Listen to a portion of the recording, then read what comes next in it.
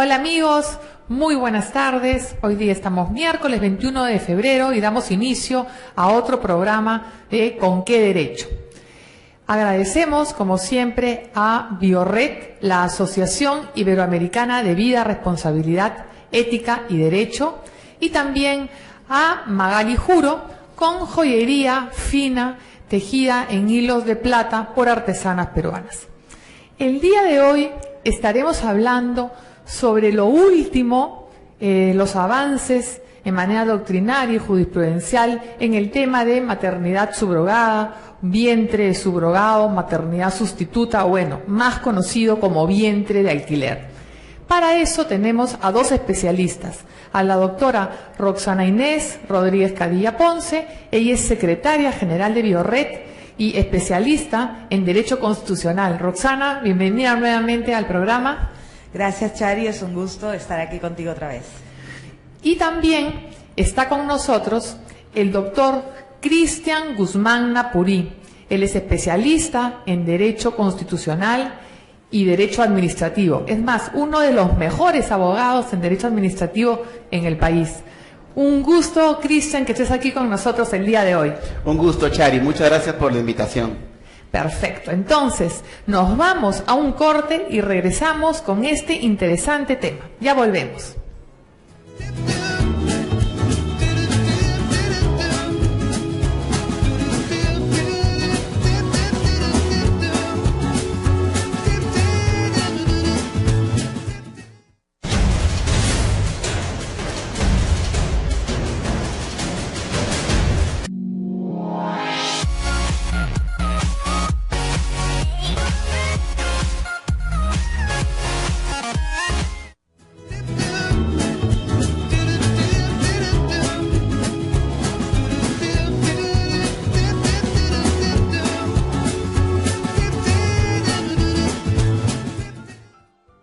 Bien amigos, estamos de regreso en ¿Con qué derecho? Ya saben que pueden seguirnos en vivo en el Facebook de Onda Digital. El tema de hoy es los últimos avances sobre el llamado vientre de alquiler. ¿Y por qué digo vientre de alquiler entre comillas? Porque si bien es cierto, hay personas que se dedican a gestar por medio de una prestación. Si entran a internet van a poder ver muchas personas que ofrecen su vientre. No necesariamente siempre es un vientre de alquiler. Hay personas que hacen lo que se llama vientre solidario, o útero subrogado, o maternidad por sustitución. Vamos a ir conversando sobre este tema y qué es lo que ha pasado, cómo está legislativamente, si está permitido o prohibido en el Perú, y una sentencia súper importante, que justamente tengo acá a los abogados del caso, ¿no? Pero antes de pasar a la entrevista, me gustaría poner una pequeña encuesta que hemos hecho a ciudadanos de a pie para ver qué conocimiento tienen, qué entienden por vientre de alquiler, ¿no? Más conocido con el nombre de alquiler, si están de acuerdo o no, un poquito indagar si piensan que debería ser legislado o no. Adelante con el video, por favor. Bien, nos encontramos en exteriores para hacer las encuestas respecto al vientre de alquiler. ¿Usted sabe lo que es un vientre de alquiler? Sí, es un vientre, existe lo que es un vientre de alquiler, es prestarse para que una mujer pueda ser madre. ¿Y usted está de acuerdo o en desacuerdo? Estoy de acuerdo porque es darle la oportunidad a una mujer a ser madre, una mujer que no puede ser madre. ¿Sabe si es que está legislado o no? Y en todo caso, ¿estaría de acuerdo en que se regule? No sé si está legislado aún, pero sí estoy de acuerdo con que se legisle. Ok, muchísimas gracias, muy amable. ¿Sabes lo que es un vientre de alquiler? Sinceramente desconozco. Te explico. Es cuando una mujer no puede llevar su embarazo por algún tipo de problema y se lo lleva otra mujer. ¿Tú estarías de acuerdo? Claro, sí estaría de acuerdo porque hay mujeres que lamentablemente no pueden traer niños al mundo. Y si hay una persona, una mujer que puede ayudar de esta manera, estaría perfecto que lo haga. Perfecto. ¿Estarías de acuerdo que haya una ley sobre esto, que regule esto? Sí, sí estaría de acuerdo. Estaría de acuerdo que se discute del tema, ¿no? Sí. Ok, muy agradecido. Hasta luego. Dime, ¿tú sabes lo que es el vientre de alquiler? Pues, bueno, eso, alquilar el vientre para que otra persona pueda tener un bebé, que se supone que la persona no lo puede tener. Ok, ¿y estás de acuerdo? Uy, creo que no. No, o sea, Aunque no medie pago alguno y sea de manera solidaria. no, más que todo por los sentimientos. ¿Pero estarías de acuerdo en que se pueda regular ese tema que está ahorita en el aire? Sí, regulado sí, claro, pero si fuera alguien de mi familia, le aconsejaría que no, porque siempre va a haber un sentimiento que tiene el bebé, de la persona que alquila su vientre, y puede haber problemas al momento de entregar el bebé. Ok, muy amable. Bien. Como hemos visto en estas encuestas, en esta pequeña encuesta, vemos que si bien las opiniones están divididas, creo que hay coincidencia en que finalmente se debería legislar al respecto, ¿no? Entonces, aquí con los abogados del caso, su comentario respecto a, interesante la última opinión, ¿verdad? Sí, interesante la última opinión porque se dice mucho esto del vínculo durante la gestación con el ser que se está gestando, ¿no? Y eso, depende y varía de caso a caso, ¿no? Porque habiendo llevado un caso, que es el que vamos a conversar ahora, en que realmente los tres, por primera vez reunidos, los tres abogados que vimos este caso, de vientre subrogado, sabemos, ¿no?, que muchas veces la colaboradora no tiene ese aferrarse, ¿no?, al niño, y no tiene el mayor problema e inconveniente de, una vez producido el alumbramiento, haber dado a luz, no hay el apego, no hay ese claro. apego, ¿no? Y de hecho lo hemos visto, hemos estado en la maternidad cuando han nacido, el caso que vamos a comentar hoy día, ¿no? Cuando han nacido, y hemos visto que la madre sustituta no tuvo ninguna, al contrario, se sentía más bien feliz, ¿no?, de haber podido ayudar a esta otra pareja. Claro, porque normalmente, Cristian, ¿no?, cuando uno habla de vientre de alquiler, lo que salta a la palestra normalmente es, pero no van a querer entregar al bebé, etcétera. Y que de hecho se puede dar, y hemos visto que han habido casos, ¿no? Pero en este caso particular, que es el que motiva esta entrevista, que es por la sentencia, por la acción de amparo que se gana, y que realmente es jurisprudencia importantísima en el país y en el mundo, ¿no? Vimos que no hubo un problema entre las partes, porque eran dos parejas, ¿no es cierto?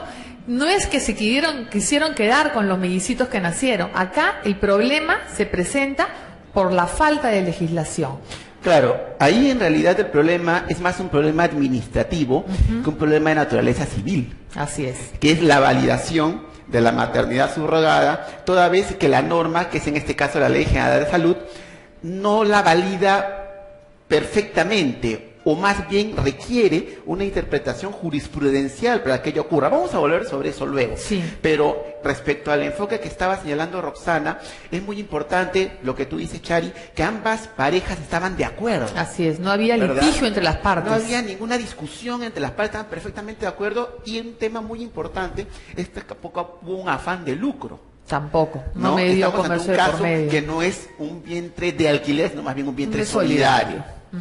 Bueno, justamente creo que es hora de ubicar un poco a quienes nos están viendo, sobre todo, ¿cuál es este caso del que estamos hablando? Sí, me ¿no? gustaría, Roxana, que tú expongas un poco los hechos, Los hechos. ¿no? Ok, no hay problema, voy a tratar de ser muy sucinta en el tema. Tenemos una pareja casada, ¿no? Por más de 10 años habían intentado, sin éxito, poder ser padres. Vamos a ponerles María y Juan, para que la Ok. audiencia nos entienda, ¿ok? Genial. María y Juan. Bien, María y Juan, entonces, casados de muchos años, ¿no? Una pareja estable de toda la vida, por 10 años, incluso los últimos 10 años intentando tener hijos sin éxito, acuden a los métodos de reproducción asistida. Aún con los métodos de reproducción asistida, la señora pierde, ¿no?, uno de los embarazos que lleva, y no recuerdo bien si creo que incluso llegó a tener 2 pérdidas, una anterior a las técnicas y una posterior a ellas, pero en todo caso pues había claramente una situación, una condición médica ya comprobada por el diagnóstico del personal, ¿no?, de la clínica que se encargó del procedimiento, que demuestra pues que la señora era incapaz de sostener un embarazo y llegarlo a término con Tenía él, un ¿no? problema renal muy importante, ¿no? Y es más, hay que ser, para dar un poquito mayor de datos, porque esto también es importante al momento de la resolución, ¿no? Ellos intentaron, con óvulos propios de la señora y espermatozoides del esposo, intentaron varias veces, no lo consiguieron. Posteriormente intentan ya formar el embrión con óvulo donado, un óvulo de una donante anónima y espermatozoide del esposo. Ahí le hacen la transferencia a ella y pierde. Entonces le dicen los médicos que la única opción sería que otra persona lleve el embarazo. Entonces este embrión es genéticamente de Juan, pero no de María, para el caso que estamos viendo, ¿ok? Importante, ¿no? Porque es un caso en donde se nos juntaba, y ahora le voy a dar el paso al a Cristian Guzmán, los años de conocernos, Cristian, que me llevan a recordar siempre como nombre de pila tu famoso nickname, ¿no? El nickname. Nickname de toda la vida de la universidad. Bueno, básicamente la situación llega a este punto en donde los médicos decretan pues que solo la posibilidad de una gestación subrogada, de que alguien más le lleve el embarazo, era la única posibilidad que tenían. Ahí es donde aparece esta otra pareja, ¿cómo la queremos llamar, Chari? Vamos a llamarle Rosa y José. Ok, esta segunda pareja, ¿no? Esposos, Rosa y José, en donde Rosa dice, bueno, yo lo llevo, ¿no? Y José, como esposo, apoya la decisión de Rosa, ¿no? Y lo hacen no por un fin de lucro, como bien señalabas, sino por un vínculo amical, de amistad de muchísimos años, ¿no? Para eso, Rosa y José, esta pareja que busca colaborar, a quien llamaremos pues la pareja colaboradora, Rosa va a colaborar con la gestación, tenían pues un vínculo de afinidad con ellos de muchos años y habían sido testigos, por lo tanto... De todo el sufrimiento. Exacto, de todo ese sufrimiento, ¿no? Es así como llega el caso a nosotros, por decirlo así, ¿no? A través de tu práctica profesional. Entonces, ¿cuál es la situación legal que se va a presentar aquí, ¿no? El tema es que tenemos a una mujer que va a lograr embarazar, ¿no? Rosa, la colaboradora, le implantan o le transfieren, ¿no? El embrión formado. Dos embriones. Dos embriones, exactamente, formados con el material genético de... Digamos, los espermatozoides. espermatozoides del señor Juan. Y, bueno, su esposa, que tenía esta grave condición física, sin duda, pues, no. María no pudo aportar los óvulos. O sea, en fin. María, en otras palabras, no iba a aportar ni el óvulo, ni gestar el embarazo. Es muy importante este detalle, ¿ya? Porque va a ser uno de los primeros casos, si es que no el primero, en donde tienen ustedes no solamente un supuesto de maternidad subrogada, sino donación. Exacto. Confluyen los dos justamente supuestos, ¿no? Del artículo 7 de la Ley General de Salud, que lo hemos conversado, tantas veces. lo hemos discutido muchas veces, pero hemos tenido la semana pasada, hemos tenido invitado acá al ex viceministro de Justicia, a Roger Rodríguez Santander, con el cual hemos empezado a desmenuzar bien todo este artículo, del artículo 7, que su redacción defectuosa, en verdad, discriminatoria, ¿no? Genera toda esta confusión al decir que tiene que haber una condición, ¿no? Que coincidir madre genética con madre gestante en la misma persona. Es lo que genera toda la complicación. Y genera toda la complicación. Exacto. Entonces, digamos, sí, dime, Roxana. Bueno, antes de que me gustaría darle la palabra acá a Cristian para la parte administrativa, porque lo primero era enfrentar a RENIEC, es dejar claro dónde se suscita el problema. Todo el mundo piensa que es que la señora dio a luz y luego no quiso entregar, porque prendieron ambos embriones, lo que resultó en mellizos, sí, ¿no? No quisiera, por ejemplo, entregar a los mellizos, pero eso no fue el caso. Y tú y yo, Chari, como abogadas, en un primer momento, Cristian no estuvo en la clínica, pero nosotras sí, pudimos, en la maternidad, sí, y pudimos ver claramente, ¿no?, a las 4 personas involucradas en un acto de amor profundo, ¿no? Es decir, quien había dado a luz, viendo ahora la posibilidad que había logrado que 2 personas incapaces de lograr la paternidad que anhelaban, ahora eran padres, ¿no? Y todos de acuerdo. Y la alegría que había en el ambiente, sí, realmente fue enternecedor. Era una fiesta. Sí, sinceramente sí. El ahora, problema se origina cuando empieza bueno, está RENIEC ahí en el Instituto Nacional Materno Perinatal, ¿no? Y bueno, viene el tema de que cómo se registra a los niños. Y ahí un poco le doy el paso a Cristian, diciendo solamente que sin haber conflicto entre las partes, ¿de dónde nace el conflicto? Que es lo que siempre me preguntan. El conflicto nace básicamente del hecho de que en el momento de dar a luz se convirtió en madre. Es decir, esta mujer que era solo colaboradora, que genéticamente no tenía ningún vínculo tampoco con esos mellizos y que dio a luz solo por ayudar a otra pareja. Sin embargo, al momento de dar a luz, por el famoso refrán que viene, el principio que viene desde tiempos romanos, del mater semper certa es, ¿no? La madre siempre es cierta, ¿no? La que da luz es la madre en nuestro sistema legal, tal como figura actualmente, y por lo tanto, sin duda alguna, RENIEC va a configurar la partida o acta de nacimiento. El certificado con el de niño nombre nacido vivo tiene que ser llenado por el médico tratante o el médico que atendió el parto, ¿no? Para la persona que ha dado a luz. Y el certificado es emitido respecto de la madre que da a luz, efectivamente. Exactamente. O sea, el certificado en cuestión no distingue, digamos, entre los tres tipos de madres que conocemos, ¿verdad? La madre que expresa la voluntad procreacional, la madre genética, que da a luz y la madre genética. Claro, la gestante o biológica, la madre genética y la madre por voluntad procreacional. Exacto, claro. En la generalidad de los casos, los tres confluyen. Coinciden en una, claro, en lo normal. Pero cuando esto no ocurre, el derecho tiene que darle una solución al problema y desde el punto de vista administrativo eso no está ocurriendo. No está ocurriendo. Pues. Y en realidad ahí hay un tema que pertenece al sector salud, donde es necesario que haya la normativa necesaria para que ese certificado pueda emitirse de una manera distinta, digamos, y que a su vez esto engarce con la normativa a nivel del registro, o sea, es decir, a nivel del registro civil, cuando hablamos de RENIEC, ¿ya? Entonces, claro, efectivamente, ¿qué necesitamos? Una normativa que vaya a ambos sectores o que englobe ambas situaciones para poder permitir separar, cuando no confluyen, claro, estas tres categorías de madre o tres tipos de madre y sobre todo otorgarle la maternidad a quien corresponda, en este caso a quien expresó la voluntad procreacional, porque como lo habíamos visto hace un rato, esta madre no era ni la madre genética porque no aportó el óvulo, ni tampoco la madre que dio a luz o la madre biológica porque efectivamente no fue quien llevó a los gemelos en su vientre. Claro, vemos que hay un desfase, entonces dentro del propio derecho, ¿no? El derecho de familia hoy en día reconoce esta voluntad procreacional, exacto, ¿no es cierto? Pero el derecho administrativo, totalmente legalista, y se ha quedado un poco retrasado, así. Sí, porque la jurisprudencia ya lo tiene muy claro. Digamos, ya teníamos casos anteriores en donde se había otorgado la maternidad con óvulo donado, con óvulo donado. Claro. Ajá. Y sobre todo lo interesante también es haber llevado esto a través de un proceso de amparo. Yo sé que vamos a volver sobre esto, ¿ya? Pero es muy interesante llevarlo a un proceso de amparo porque las veces anteriores que se había discutido esto en sede jurisdiccional, se había discutido a través de procesos civiles. Claro. No a través de procesos.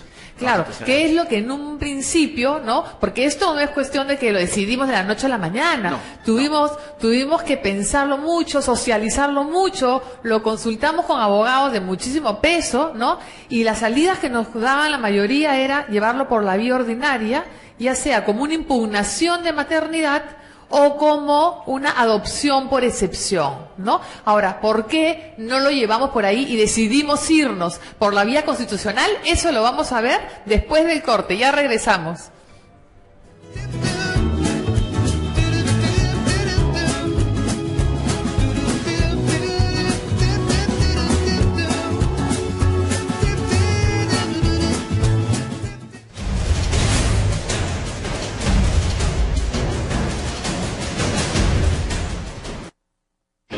Conocer las noticias es bueno, entenderlas es mejor.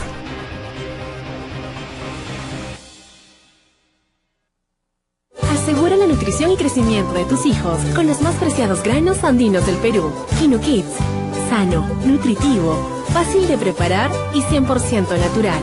Quino Kids, de Alimentos La Nuestra. Agua de mesa óptima, símbolo universal de pureza. Somos una empresa 100% peruana dedicada a la producción de agua purificada de la más alta calidad. Estamos en el distrito de Chorrillos. Pedidos a los teléfonos 249-0728 y 592-8054.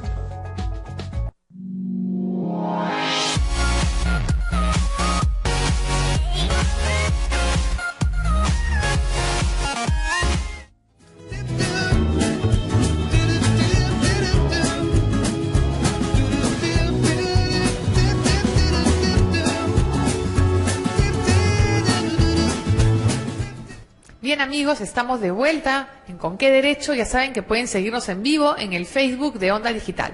Nos quedamos conversando en la pregunta, ¿no? ¿Por qué no fuimos por la vía civil y nos fuimos por la vía constitucional? Bueno, tal como lo pensé desde un principio y lo socializamos nosotros, era la única vía que parecía la apropiada. Es decir, en la vía civil, en realidad, no existía proceso idóneo para poder abarcar esta temática totalmente novedosa y para la cual el derecho aún no tiene respuestas claras. Y ese fue desde un primer momento, no sé si recuerdas, Chari, claro que sí, ¿no? El motivo por el cual planteamos la idea de ir por la vía constitucional. Y no sé si recuerdas también que mucha gente nos dijo... Nos tildaron de locas, pero bueno. Sí, de locas y de que era imposible que iban a poder ingresarlo improcedente, siquiera. Que iba a ser improcedente. Es lo normal, ¿no? en los avances de la ciencia. Claro. Bueno, el tema es que sí, eso demandó un gran trabajo, ¿no? Para poder elaborar el documento inicial o demanda para el amparo. Ahora, ¿qué derechos fundamentales se veían ahí afectados? Y ojo, porque por un lado derechos fundamentales de María y de Juan, por otro lado derechos fundamentales de Rosa y de José, y por otro derechos fundamentales de los niños, de los pequeñitos que habían nacido. Tal cual, es decir, si nos ponemos a pensar primero en los menores que nacieron, se está afectando su derecho a la identidad. Porque en realidad los menores son el resultado de un proceso en el que se ha aplicado técnicas de reproducción asistida. Y hoy en día eso es parte de su identidad. Así es. Ahora, más allá de eso también tenemos la figura de estas parejas, ¿no? En el caso, por ejemplo, de la pareja colaboradora, quien colabora para llevar este embarazo es casada. Al ser casada y dar a luz dentro del matrimonio, dos opciones. O le fue infiel al marido, se diría tradicionalmente, ¿no es así?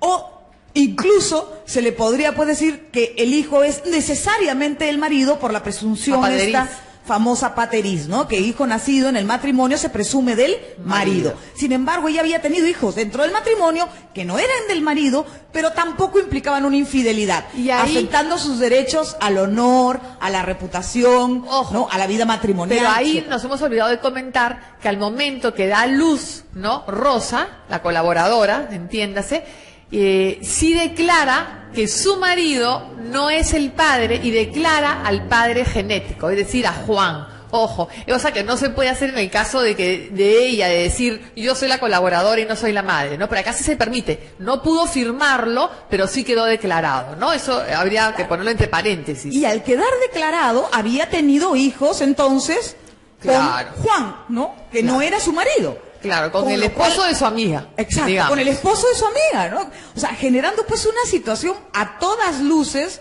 que afecta derechos, estabilidad, etcétera, pero en realidad pues era la mera apariencia, ¿no? Porque en el trasfondo, ¿no?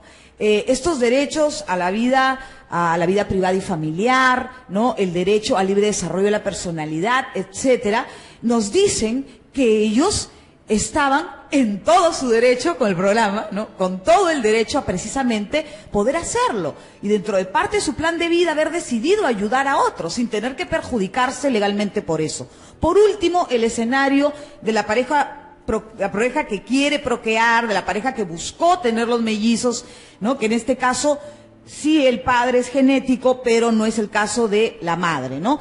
En el caso de ellos también, porque se les está privando, al considerar madre a Rosa, ¿no? Claro. Se está privando a esta señora, que es María, si mal lo recuerdo, ¿no?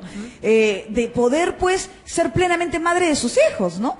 Y aunque el señor era el padre genético y había sido el padre declarado, no podía pues ratificar ese acto porque estaría ratificando también la situación de partidas que no eran apropiadas, ¿no? Que contenían un apellido materno que no era el que los menores debían llevar. O sea, estaban llevando el apellido paterno de su progenitor genético, del señor Juan. Claro. Sin embargo, el apellido materno, ¿no? Era de esta señora Rosa, que pertenece a otra pareja, ¿no? Que es la colaboradora. Por lo tanto, al no tener DNI, estos niños estaban en la precariedad legal. Esto implica que no podían acceder a un seguro de salud, no podían viajar, es más, no podían ni siquiera ser bautizados, ¿no?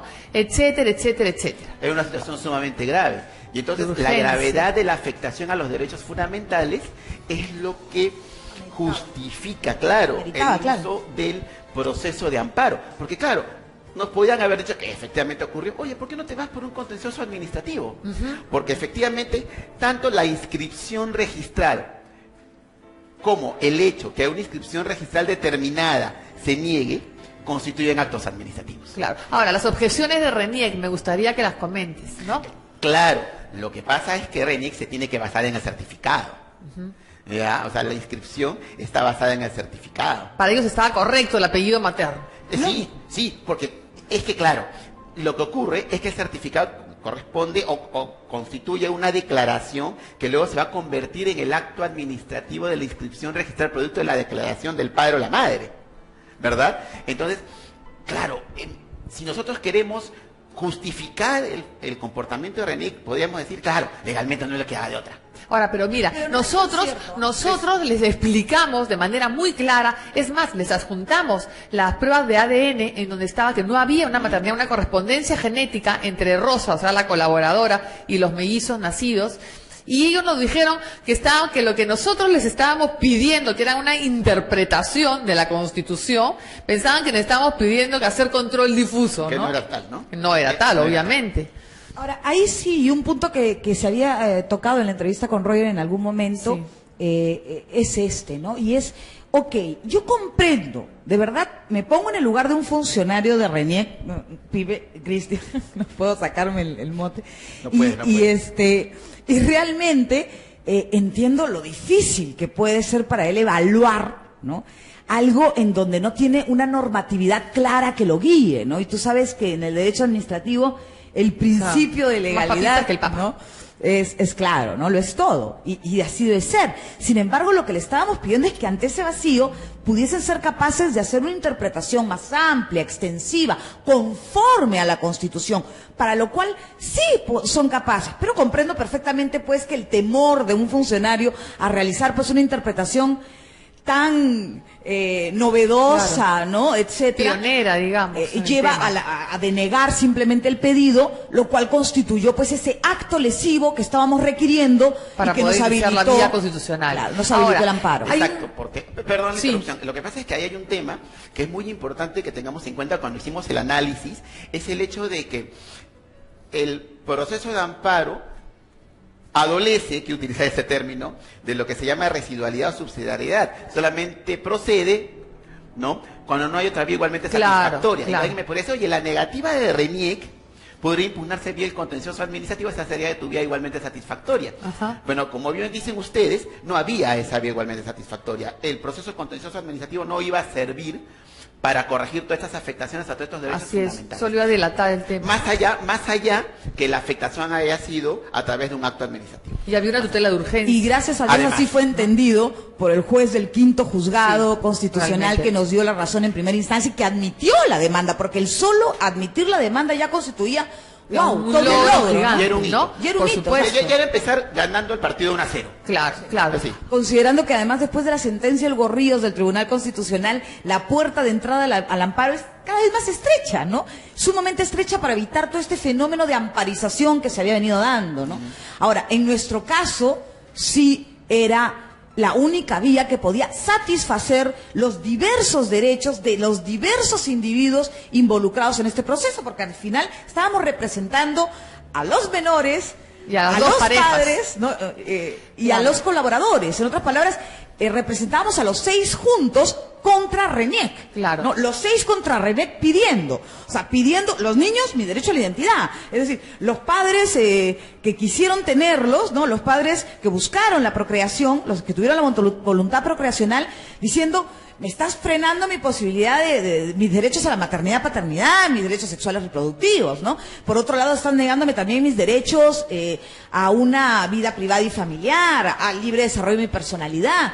Pero a su vez también me estás hasta afectando mi derecho al honor y la reputación, porque estoy quedando Claro. como si fuera infiel y hubiese tenido algo con la señora Rosa, ¿no? Que es Claro. esposa de otro señor, pero que ha dado a luz un hijo mío. Claro. Son O sea, múltiples. esa es la La realidad, muchas ¿no? aplicaciones. La Ahora, compleja ¿qué realidad. cosa decía Reinier, por ejemplo? Era falta de legitimidad para obrar. Era una de las cosas que decían ellos, por ejemplo, ¿no? Que era realmente contradictorio, porque finalmente, por lo menos, quien dio a luz Rosa ¿no? Era considerada la madre para ellos. Entonces, por lo menos sí tenía opción de poder haber iniciado el... No, o sea, claramente, y estamos a punto de contestar una apelación contra RENIEC en un segundo caso de vientre de Y eso es lo que te iba a alquiler, decir, ¿no? El hecho ya pasó una vez, ok, nos dijeron no la entendieron. Hemos ido por segunda vez con un caso similar, muy parecido, solo que en este caso ni los óvulos ni los espermatozoides son genéticamente de la pareja que tiene la voluntad procreacional. Hemos vuelto a explicarle a RENIEC, nos ha vuelto a decir que no. Cada vez que nosotros le presentemos uno de estos casos a RENIEC, ¿va a seguir diciendo que no? ¿O tú crees, Cristian, que en algún momento va a terminar entendiendo RENIEC? A ver, por el momento, desafortunadamente no hay un mecanismo legal que obligue a RENIEC, ¿verdad? Podríamos emplear el proceso de cumplimiento ya en una etapa posterior, pero antes de eso, ¿no? Hubiese sido ideal que esa sentencia hubiese generado precedente. Claro. ¿Ya? Hubiese generado precedente, en verdad, como ocurre en muchos otros casos, ¿ya? En donde el amparo se resuelve en segunda instancia, ¿no? Hay veces en que uno se siente un poco entre la espada y la pared diciendo, yo quiero que esto acabe en segunda instancia para ya solucionar el problema a mi cliente. Claro. Pero a veces quería llegar al TCA.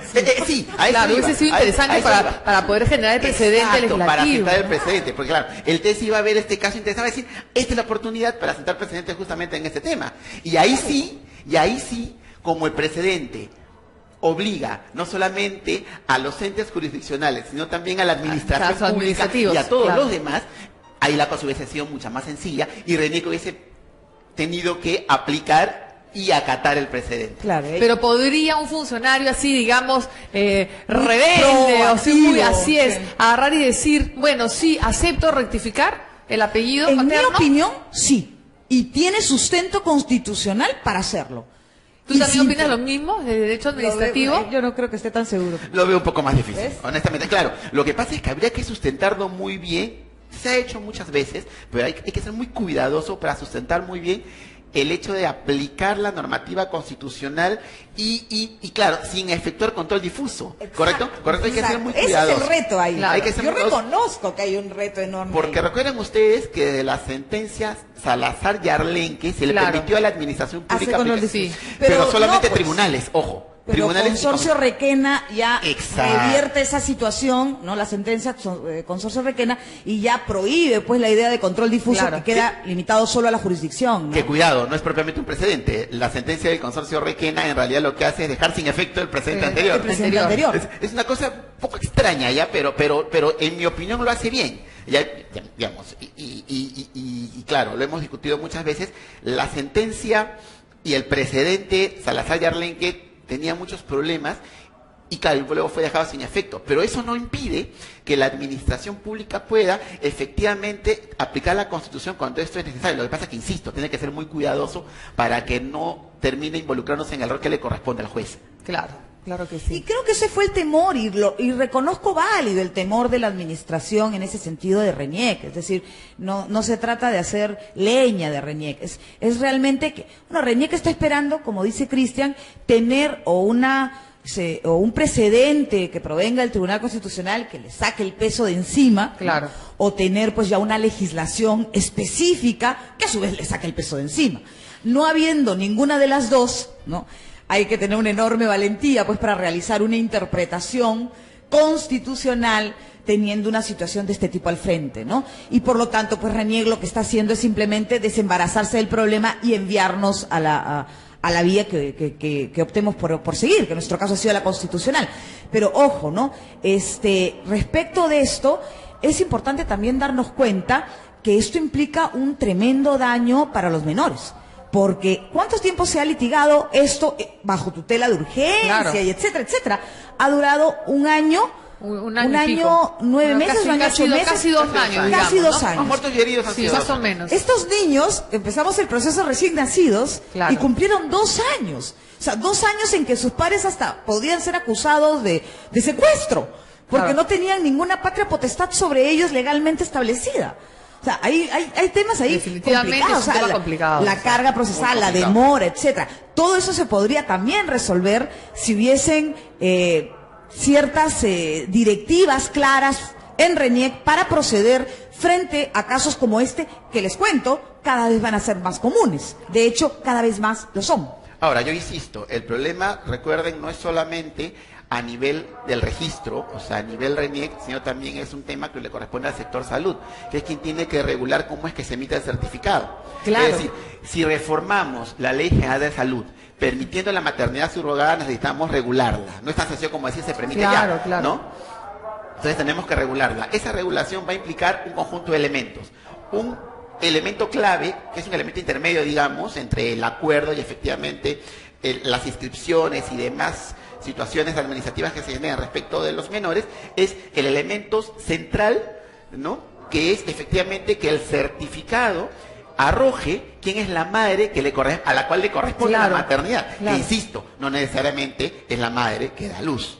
Claro. Puede ser la madre genética, puede ser la madre que expresó Claro. la voluntad Es que las procreacional. técnicas de reproducción asistida han cambiado absolutamente todo. Y pues, da los para todo, pilares de y da derecho. para todo. Claro. Tenemos ahí muchísimas situaciones. No, de hecho, precisamente... Vamos ya con las conclusiones porque el tiempo nos da Exacto. nada. Sí, La el tiempo nos ha conclusión ganado. es que en este proceso, con toda esta complejidad que están viendo que tiene, se logra una sorpresiva y histórica victoria en Claro que primera sí. instancia, que realmente el quinto juzgado constitucional, Realmente sí. mis respetos, Mis respetos. ¿bien? Sí. Mis respetos, ¿bien? Pasamos apela normalmente RENIEC, la política de la institución, algo que Y sí, se confirma en la segunda confirma instancia, en una ¿no? segunda Sí, instancia. sí, Y muy bien, ahora muy bien, también ¿no? felicitar al 11º juzgado constitucional, Exacto, porque también acaba Ratifica la ratifica sentencia de primera, ¿no? Muy bien, Entonces, sí, muy bien. creo que si bien legislativamente estamos bastante atrasados, ¿no? Si lo comparamos a nivel latinoamericano, no tenemos Nuestros jueces- tenemos a Argentina, tenemos ley en Uruguay, etcétera,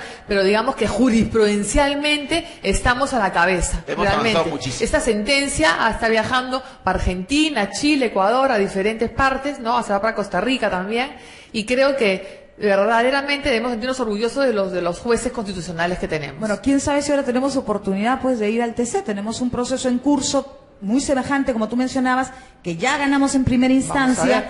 que ahora ya apeló RENIEC, estamos esperando la notificación, nos estamos yendo a sala, y depende, ¿no? Porque si ganamos en sala, bueno, tenemos un segundo caso Claro ya que sí. juzgado, con cosa juzgada, y si no, estaríamos yendo vía RACA al Tribunal Constitucional, Sería ¿no? bien interesante. Creo Pues, que es un escenario interesante muy que interesante. no arruga a presentar, ¿no? Bueno, les agradezco muchísimo. No, gracias. Antes de despedirlos, quiero mostrar el Manual del Procedimiento Administrativo General, que es el último libro que ha publicado acá nuestro amigo Cristian Guzmán Napurí. ¿Dónde lo pueden conseguir los amigos que estén interesados, Cristian? Bien, el libro ya pueden obtenerlo en librerías, ya está en librerías jurídicas, pero también pueden obtenerla en la propia editorial, llamando, ¿no?, a la editorial Instituto Pacífico, y ahí incluso pueden obtener el envío del libro y de todos aquellos libros que requieran para su lectura y su consulta. Perfecto. Te felicito Muchísimas también. gracias. Muchas gracias. Sí. Muchas gracias Felicitaciones, por- Cristian, de verdad. Nos tienes acostumbrados a que no sé qué manera de publicar que tienes tú realmente. Yo ¿ah? tengo toda la colección Guzmán toda la, Napurí. toda la colección Guzmán Napurí.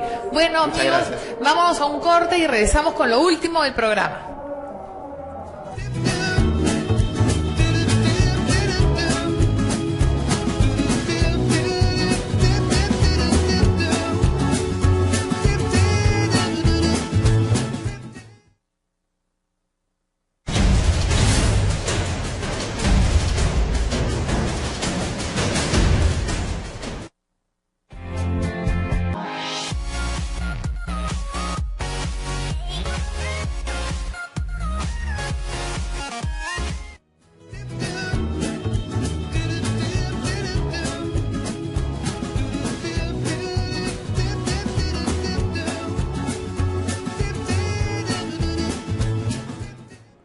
Bien, amigos, llegamos a lo último del programa.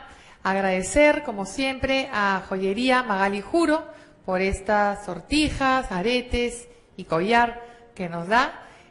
Joyas finas, tejidas en hilos de plata por artesanas peruanas.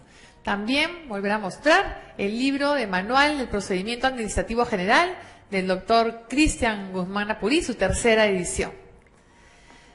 Bueno, amigos, una madre no es necesariamente la que gesta en el vientre. Una madre es la que gesta en el corazón. Volvemos mañana con los diferentes tipos de familia.